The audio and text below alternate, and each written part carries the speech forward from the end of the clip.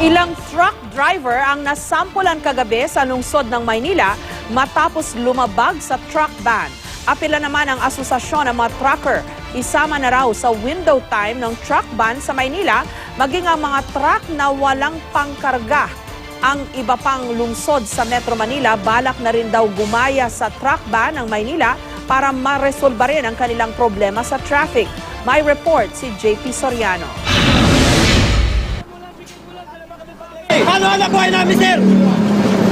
Ulihin nyo kami 5,000! Ikakarga sabi ng may-ari! Nanggagalaiting nakipagsagutan ang truck driver na ito sa mga nanghuling pulis kagabi. Nasita kasi ang kanyang truck na wala sa nakatakdang lane na dapat nilang daanan sa Rojas Boulevard. Nang bumunot na ng baril ang pulis, kumalma na ang matapang na driver at ibinigay ang hinihinging lisensya. Gaya niya, may iba pang truckers na tinangkang makalusot. Gusto namin ipaalala sa inyo, sa mga driver, sa mga taga-lungsod, na ang pamahalang lungsod ng Maynila ay hindi natutulog.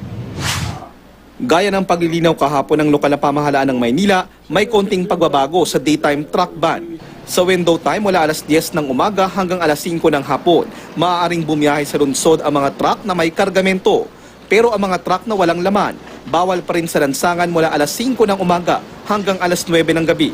Sa ngayon, epektibo lang daw muna ito sa loob ng 2 linggo. If we find it successful, then we will amend this according to what we agreed. Ang Confederation of Truckers Association naman, umaapelang isama na rin sa extension ng window time ang truck na walang laman para hindi apektado ang kanilang operasyon.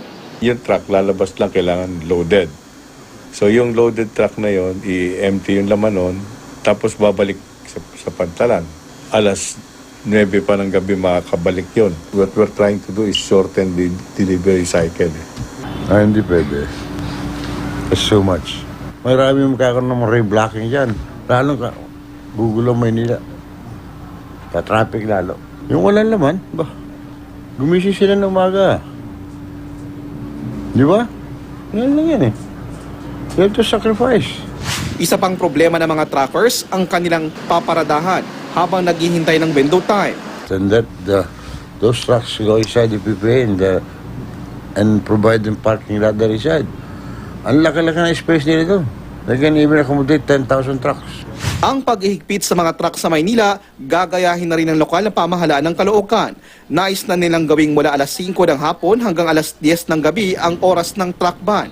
Sa ngayon, bawal lang ang mga truck sa lungsod mula alas 4 ng hapon hanggang alas 8 ng gabi, batay sa umiiral nilang ordinansa, at mula alas 6 hanggang alas 9 ng umaga na batay naman sa truck ban ng MMDA.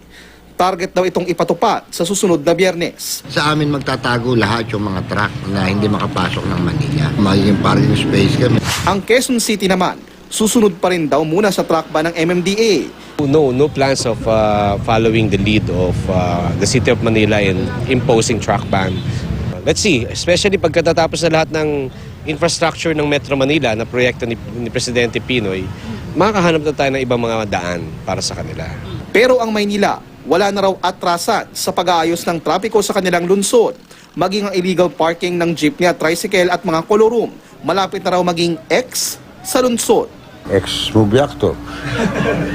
Ex-mayor of San Juan. Ex-senator. Ex-vice president. Ex-president. Ex-convict. Oh, di ba ako pinakamarami sa lahat ng ex? JP Soriano, GMA News.